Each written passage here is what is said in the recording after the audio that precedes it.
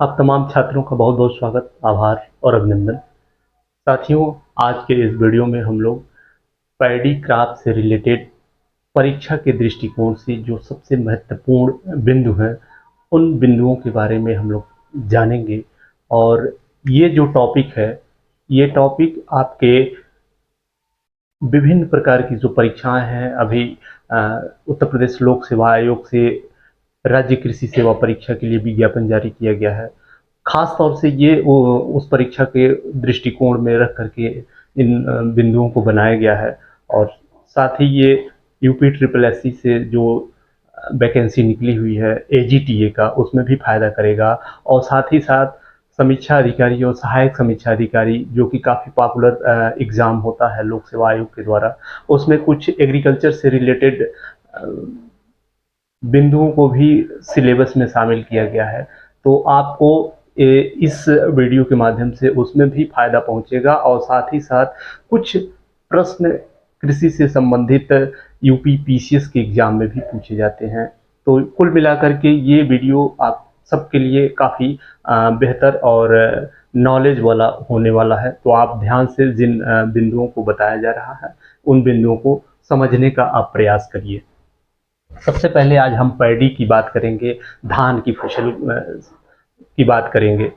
धान की फसल में सबसे पहले जो महत्वपूर्ण बिंदु होता है वो साइंटिफिक नेम होता है, वैज्ञानिक नाम होता है। जो धान का वैज्ञानिक नाम है वो ओराइजा सटाइवा है। ओराइजा सटाइवा है। कहीं कहीं एग्जाम में पूछ लेता है कि धान का साइंटिफिक नेम, हालांकि बहुत ही कॉमन है। और जो भी एग्रीकल्चर से रिलेटेड छात्र हैं उन सभी का ये पॉइंट काफ़ी मजबूत होता है, उनको याद होता है। लेकिन आपको इसे इग्नोर नहीं करना है। इसके बाद फैमिली आता है। फैमिली आपका हो जाता है, पहले इसे ग्रेमनी फैमिली के रूप में जाना जाता था, लेकिन उसका नाम अभी बदल गया है। तो इसे पोएसी फैमिली के रूप में जाना जाता है, पोएसी। उसके बाद जो अगला महत्वपूर्ण बिंदु है वो ओरिजिन। धान का जो ओरिजिन है वो इंडो बर्मा रीजन है। इंडो बर्मा रीजन कहाँ पड़ता है ये? South east Asia. South east Asia में ये पड़ता है। कभी कभी एग्जाम में इंडो बर्मा क्षेत्र न दे करके साउथ ईस्ट एशिया ही विकल्प में आपको मिलेगा। तो ये दोनों चीज़ों को आपको समझना है, इंडो बर्मा रीजन या साउथ ईस्ट एशिया। इसके बाद जो अगला महत्वपूर्ण बिंदु है वो है क्रोमोजोम नंबर। धान में 2n या क्रोमोजोम नंबर का संख्या भी पूछ लिया जाता है। तो ये आपका होता है 24। और इस नंबर को यदि उलट दें तो यही क्रोमोजोम नंबर हमारा व्हीट का हो जाता है। जैसे 2n बराबर 24 है, यदि इसको यहाँ पे 4 और ये 2 को यहाँ लिख दें तो ये जो नंबर है 42, ये ट्रिटिकम एस्टिवम या गेहूं का क्रोमोजोम नंबर है। इसके बाद आते हैं धान के या पैडी क्रॉप में जो प्रोटीन होता है वो कितना पाया जाता है, और जो प्रोटीन पाया जाता है उसको हम क्या कहते हैं। प्रोटीन सामान्य तौर पे 6 से 7% के करीब पाया जाता है। और जो धान का प्रोटीन होता है उसे हम कहते हैं ओराइजेनिन। ओराइजेनिन।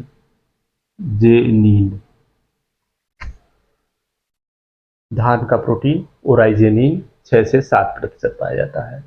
इसके बाद जो क्रॉप है, क्रॉप किस तरह का है? सेल्फ पॉलिनेटेड क्रॉप है। Self pollinated.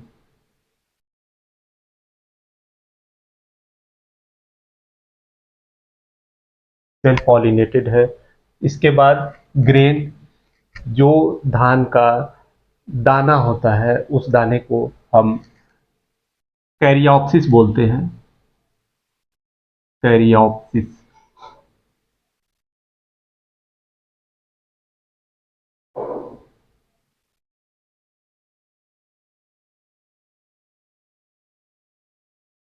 धान का जो दाना है या ग्रेन है उसे कैरियोप्सिस के रूप में जानते हैं। टाइप ऑफ प्लांट, धान का जो पौधा होता है वो शार्ट डे प्लांट होता है और साथ ही वो C3 प्लांट भी होता है। शार्ट डे प्लांट का मतलब होता है जिन फसलों या पौधों को पुष्पन के समय 10 घंटे से कम प्रकाश की आवश्यकता होती है, ऐसे पौधों को हम शार्ट डे प्लांट कहते हैं। तो प्लांट कैसा होता है? शॉर्ट डे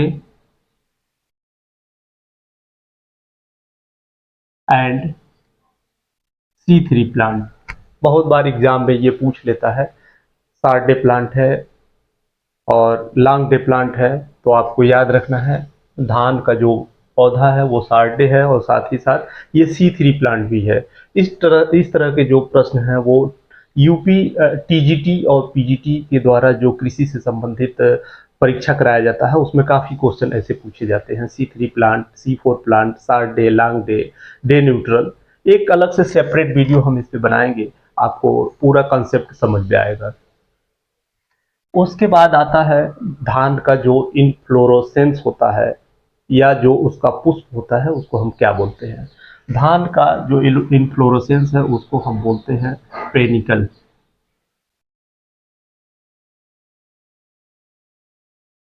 पेनिकल, धान के पुष्पक्रम को पेनिकल बोला जाता है। उसके बाद ड्वार्फ जीन, धान में एक जीन पाया जाता है जो ड्वार्फिंग जीन होता है, उसका नाम है DGU जीन। काफ़ी बार ये एग्जाम में पूछ लिया जाता है इससे प्रश्न कि ये किस फसल से संबंधित है, या फिर दो तीन और फसलों के जीन को दे दिया जाएगा और उसे मिलान करने के लिए दिया जाता है, मैच करने के लिए दिया जाता है। तो आपको याद रखना है ड्वार्फिंग जो जीन होता है उसे कहते हैं DGU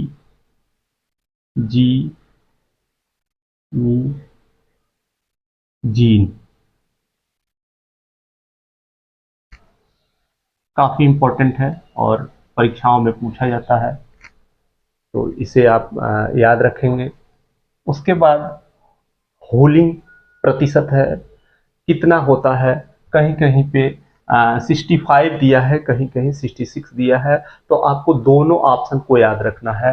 जो होलिंग प्रतिशत है वो 65 से 66 प्रतिशत होता है। होलिंग प्रतिशत क्या होता है?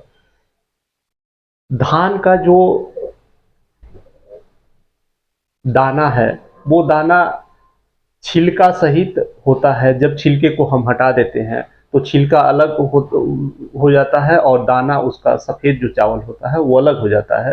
तो 100 केजी यदि धान है तो उस धान को यदि छिलके को अलग कर देते हैं और दाने को अलग कर देते हैं तो जो आपका दाना होगा 65 से 65 टू 66 केजी प्राप्त होगा दाना, और 34 टू 35 आपका प्राप्त होगा भूसी या छिलका। तो यही आपका हुलिंग परसेंटेज है। उसके बाद जो धान का खेत होता है, धान के खेत से एक गैस रिलीज होती है जो कई बार परीक्षाओं में पूछा गया है कि धान के खेत से कौन सी गैस रिलीज होती है। तो आपको याद रखना है धान के खेत से मीथेन गैस।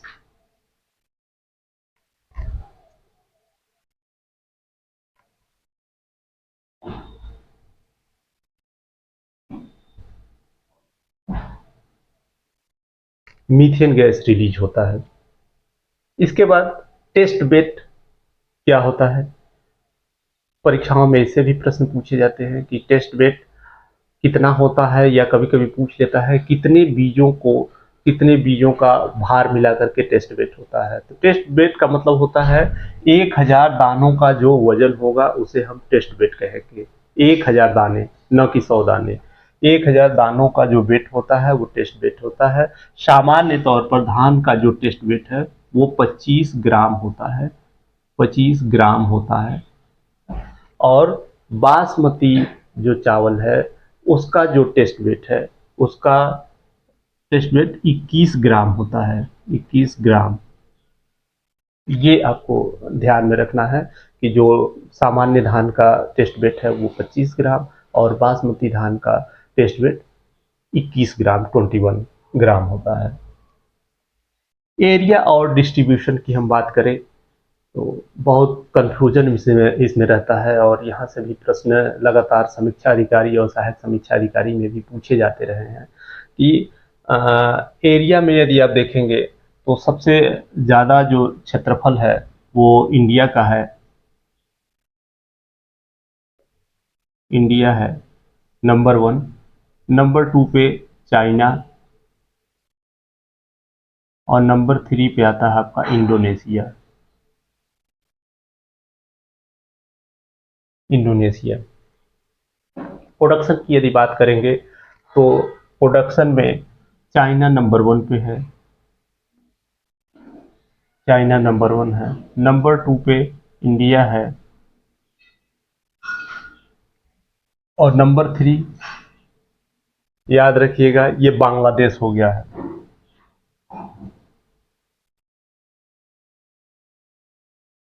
नंबर 3 पे बांग्लादेश हो गया है। उसके बाद भारत में यदि बात करें तो भारत में कौन सा राज्य सबसे ज़्यादा क्षेत्रफल में धान की खेती करता है, कौन सा राज्य दूसरे नंबर पे है, कौन सा तीसरे नंबर पे है, ये क्रम भी पूछा जाता है बहुत बार एग्जाम में। तो आपको ये क्रम याद रखना है और ये जो डेटा दिया जा रहा है ये 2020 और 21 के अनुसार है, आप इसे ज़रूर याद रखिएगा। एरिया में यदि आप देखेंगे तो सबसे ज़्यादा एरिया में वेस्ट बंगाल में ये इसकी खेती की जाती है, वेस्ट बंगाल। दूसरे नंबर पर यूपी होता है, यूपी में इसकी खेती होती है, उत्तर प्रदेश में। और तीसरे नंबर पर आपका आता है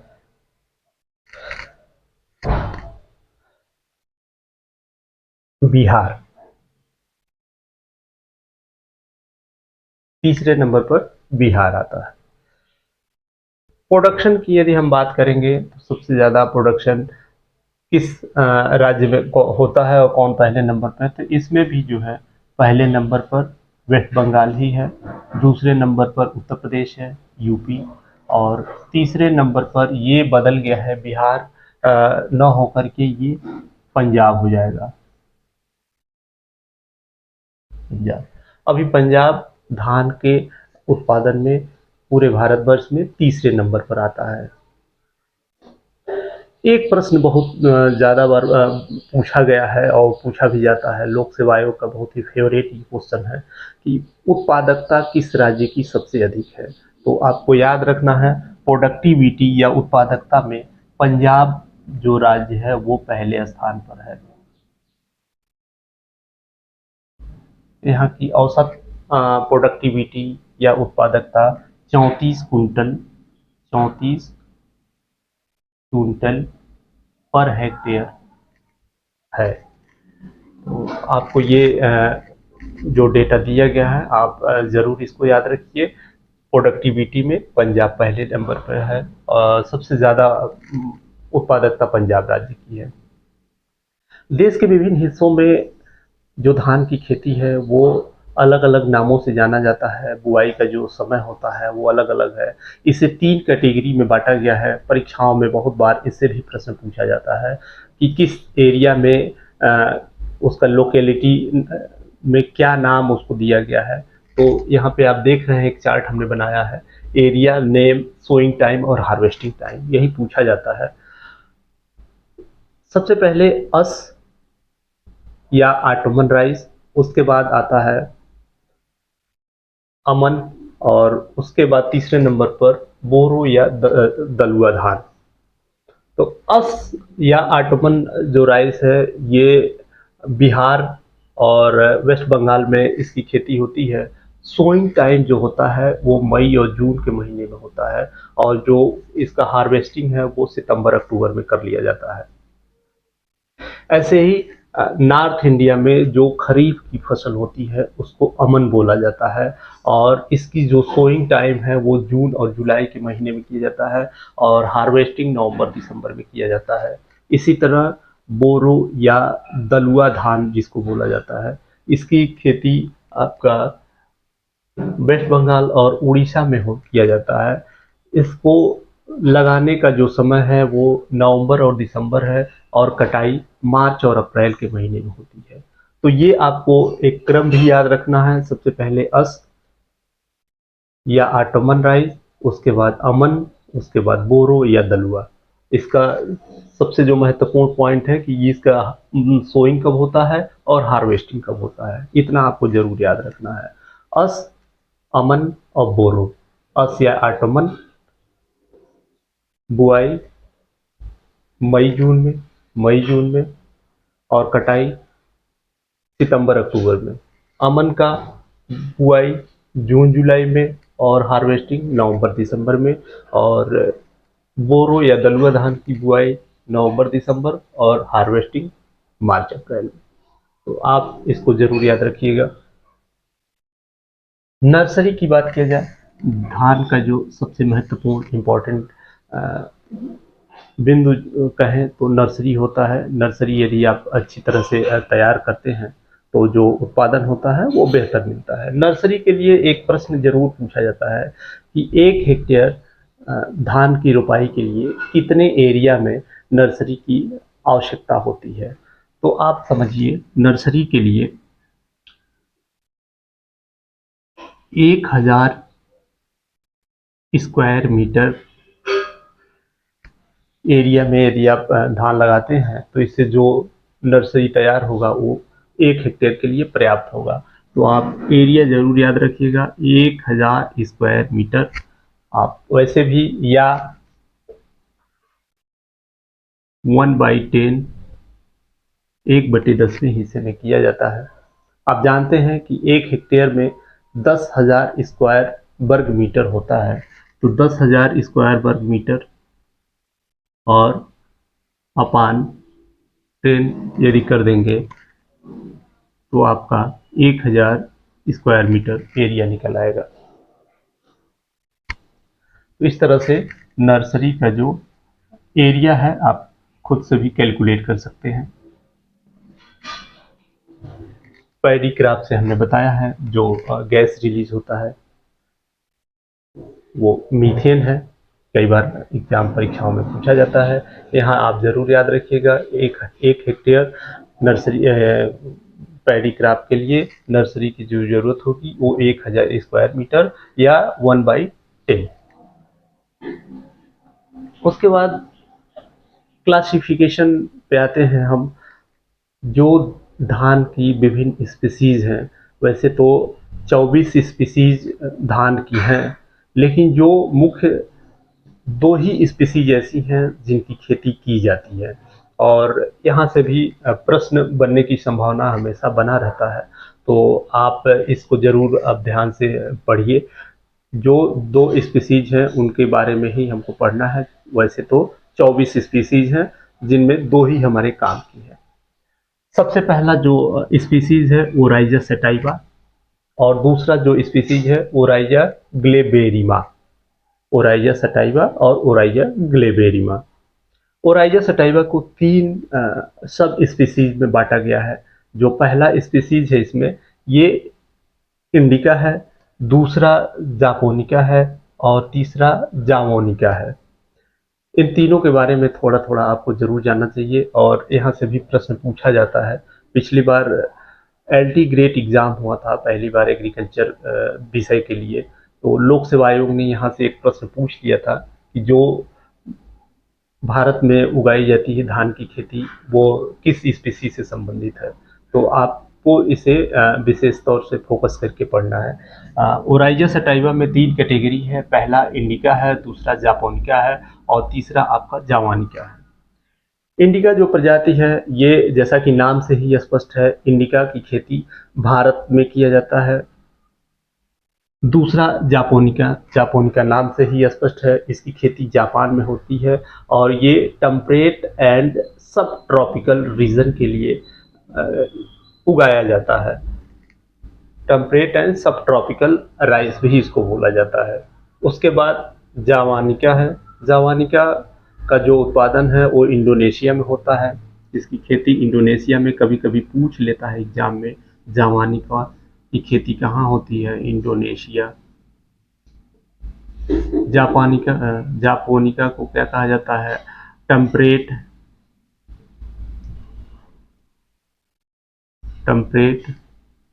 एंड सब ट्रॉपिकल राइस बोला जाता है। खेती कहाँ होती है? इसकी जापान में होती है और इंडिका का इंडिया में होता है।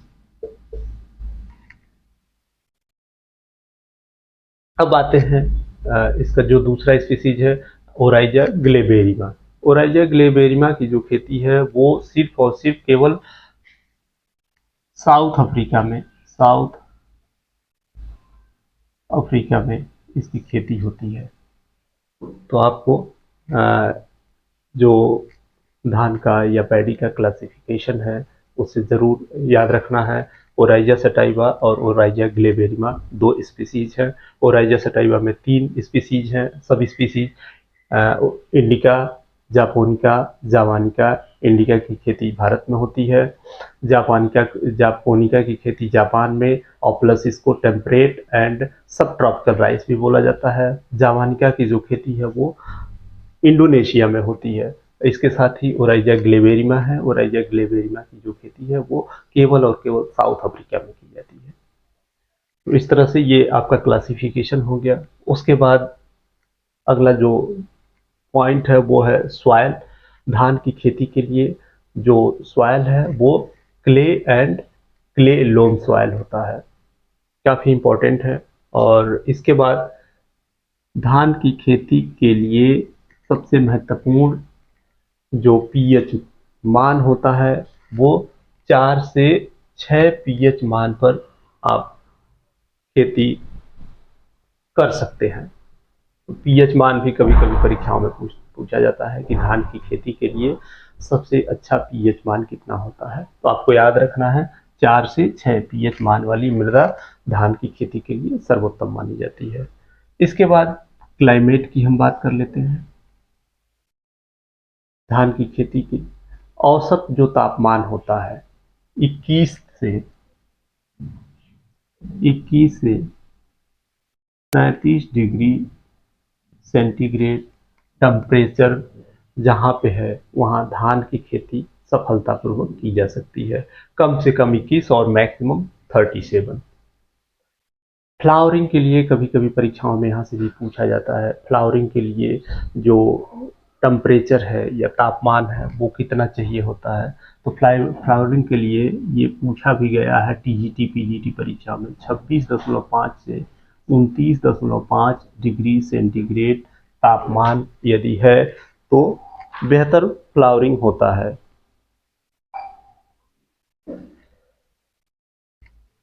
धान पकने के लिए, फ्रूट राइपेनिंग के लिए कितना टेम्परेचर की आवश्यकता होती है, यहाँ से भी प्रश्न पूछे जाते हैं। धान के पकने के लिए 20 से 25 डिग्री सेंटीग्रेड तापमान की ज़रूरत होती है। क्लाइमेट, आपको टेम्परेचर याद रखना है। Climate hot and humid temperature धान की खेती के लिए आवश्यक है। औसत तापमान यदि पूछता है तो आपको 21 से 37 डिग्री सेंटीग्रेड तापमान रखना है। फ्लावरिंग के लिए आपको ज़रूर याद रखना है, कभी कभी प्रश्न यहाँ से बनता है। फ्लावरिंग का टेम्परेचर 26.5 से 29.5 डिग्री सेंटीग्रेड, और धान के पकने के समय, राइपेनिंग के समय 20 से 25 डिग्री सेंटीग्रेड तापमान की आवश्यकता होती है। तो मुझे उम्मीद है ये आज का जो पार्ट 1 है, इसके बाद जो अगले महत्वपूर्ण पॉइंट हैं धान से संबंधित, अगले वीडियो में हम पूरा इसके जो कीट और बीमारियां हैं, साथ ही साथ इसमें कौन कौन से खरपतवार उगते हैं, इन सभी बिंदुओं पे, और कौन कौन सी महत्वपूर्ण वेराइटियां हैं जो परीक्षा के दृष्टिकोण से महत्वपूर्ण है, उन सब में हम चर्चा करेंगे। फिलहाल आज के लिए इतना ही। और अगर वीडियो आप सबको अच्छा लगा हो तो वीडियो को लाइक और चैनल को जरूर सब्सक्राइब करिए। हम ऐसे ही टॉपिक पे आपको वीडियो देते रहेंगे। धन्यवाद।